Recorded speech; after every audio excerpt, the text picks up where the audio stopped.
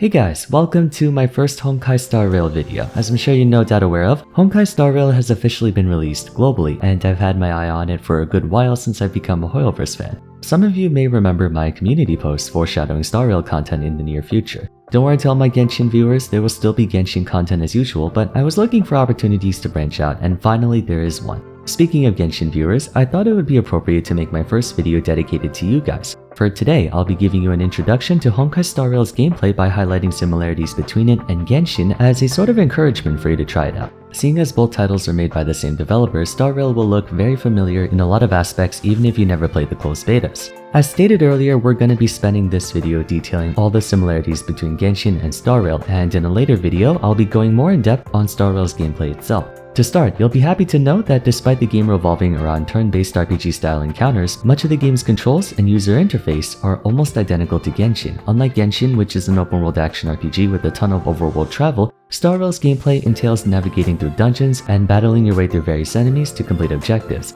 As such, there's no terrain-centric exploration, so no jumping or gliding in this game. In exchange, there's no stamina bar, meaning you can sprint as much as you want. Provided you kept the default controls, at least for PC, all hotkeys are essentially the same. For example, C opens up the character menu, B opens up your inventory, F3 will bring you to the gacha banners, Escape opens up the menu, M opens the map, right click is the default sprint key, F is the interaction key, J opens your quest tab, so on and so forth. So if you play Genshin on PC, it's almost like you're playing the same game. And I'd imagine that's also the case for console players. Speaking of systems, the central mechanics in Honkai Star Rail echo Genshin systems. Taking a brief look at the character interface, the layout is quite similar. Looking at the stats page, you have properties like HP, attack, defense, crit rate, crit damage, energy recharge, elemental damage, elemental resistance, etc. There are some new parameters, but we'll get into that in the beginner's guide that should be out in a couple of days. The character's light cone is their weapon of choice and has a near identical enhancement and refinement system to boot, though in this game, weapon refinement is referred to as superimpose.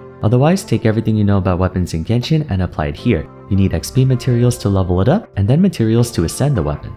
Traces are this game's talents. It's a bit more multilateral than Genshin, but the premise is the same. You have an array of skills ranging from combat arts to passive stat bonuses that can be upgraded through talent materials as per usual. Eidolons are this game's constellation system. Yes, constellations are in Star Rail as well, for better or worse. There's 6 of them per character, and as usual, you can unlock Eidolons by obtaining further copies of a character through pulls or any potential freebies the game plans on giving us. For all intents and purposes, light cones, traces, and Eidolons are exactly the same as weapons, talents, and constellations. On a side note, as a game designer myself, I actually appreciate similarities between games, especially if they're made by the same creator. It helps alleviate the new player experience for those who played one or the other. Granted, having brand new systems can be refreshing, but at the same time, familiarity can prevent user experiences, especially in the beginning, from becoming too overcomplicated.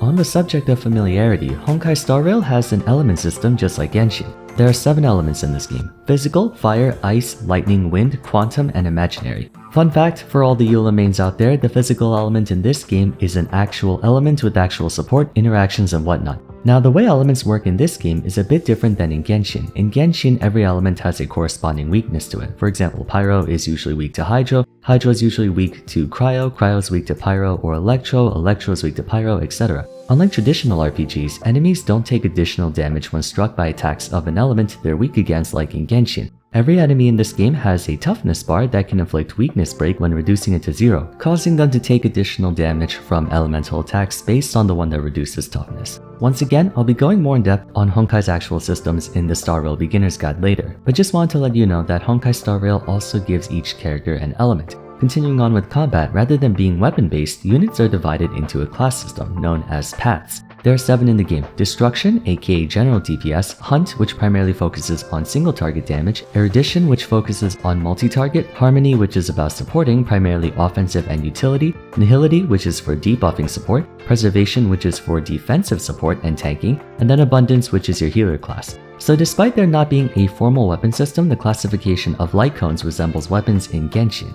Parties are constructed in groups of 4, and there's still heavy emphasis placed on proper team building. Even though Star Rail is turn-based, there's still a very familiar experience of putting units and classes together to achieve an overall goal, just like how you would pair up units together for team compositions like Taser, Double Hydro, etc. I'd wager the team building in this game will be of greater importance just from the battles I've encountered so far. While we're on interface related matters, you'll be pleased to know the game's inventory system is also the same. You have your upgrade materials, light cones, relics, which are this game's rendition of artifacts, other materials, which would encompass your miscellaneous stuff, consumables, which house your healing and buffing items, quest-related items, and finally valuables, which are the same as ancillary items in Genshin. If you thought that was all, there's still a lot more. Paimon's Bargains is also here in Star Rail, called Starlight Exchange. Interestingly though, Star Rail allows you to buy 5-star light cones from the exchange, which honestly they should do for Genshin. The currencies used for the exchange are Undying Starlight and Undying Embers, just like the Stardust and Star Glitter in Genshin. The Embers exchange should look familiar to you as well. It's the Stardust exchange in a nutshell. Contract Shop holds all your bundle deals. I'm not particularly sure what Oniric Pouch is, as it's currently empty at the time of this recording, but it says on the bottom left-hand corner to play in moderation and spend rationally, so there might be something related to gambling. Star Rail's gacha system has the same conversions as Genshin. 160 Stellar Jades equals 1 pull, so 1600 for 10. The stuff you can acquire are light cones and units as per usual. Additional characters will yield Embers, Starlight, and Eidolons. I'm gonna assume they also plan to implement this on live release, but over in the additional rewards tab, you can actually select a 5-star character of your choice after pulling 300 times. 300 pulls is a lot, mind you, but it's a nice gesture from them, especially since a few of these units are top tier in the meta as we know it. Nowhere does it indicate the rates for pulls, though I imagine they'll make that public information on live release. We got a few more systems to go over before we end things off. Assignments are this game's expeditions. Conveniently, you can access this menu anywhere you want just by pressing the home menu. It costs 2 units per assignment to dispatch, and you can have up to 4 at a time. They were nice enough to separate character materials from XP, credits, and synthesis. Synthesis being crafting materials. Also, just like in Genshin, certain units can give you more drops indicated by a yellow up arrow on their icon, which is always a nice bonus. The synthesis menu is also remotely accessible, thank the Lord. It's so annoying having to go to a workbench in a town every time I want to craft in Genshin. Star Rail condenses item crafting and cooking in one, letting you craft healing items on the go, as well as upgrade and exchange materials. Last but not least, the actual combat. Star Rail is a turn-based RPG, but there are still a few things you'll notice that are similar to Genshin. Every character has a normal attack, which is their Q. By using the normal attack, you generate a skill point which is consumed by using their E. So you can think of their E as this game's elemental skill, only you need skill points to use it. Star Rail characters have elemental bursts as well, which are simply called ultimates. Ultimates cost a certain amount of energy to activate, which you accrue through normal attacks, skills, defeating enemies, certain effects from characters, or light cones, etc. Just like how you build up energy in Genshin. Now in Genshin, whenever you use your ultimate, you get invincibility frames. This game doesn't have iframes per se because it's turn-based, but you can use a character's ultimate even when it's not their turn, and it doesn't cost an action to do so, meaning you can use a character's ultimate, then commence with an additional action afterwards. It's a very intuitive system that you'll get the hang of easily just by using the fundamentals you picked up from Genshin. Overall, Honkai Star Rail and Genshin have a ton of identical mechanics and systems, making the former really simple to get into if you played the latter, and this should apply to most of my viewers since you played or are still playing Genshin. Hopefully this video gave those of you who are on the fence about trying it out the push you needed to give it a go. Really excited for this to be out, and I plan to make many more videos about it in the coming days. Oh, actually, one more thing. Your Star Rail account information is the same as your Genshin account since it's Hoyoverse, so you don't have to make a brand new account. The login details are exactly the same as if you were logging into Genshin.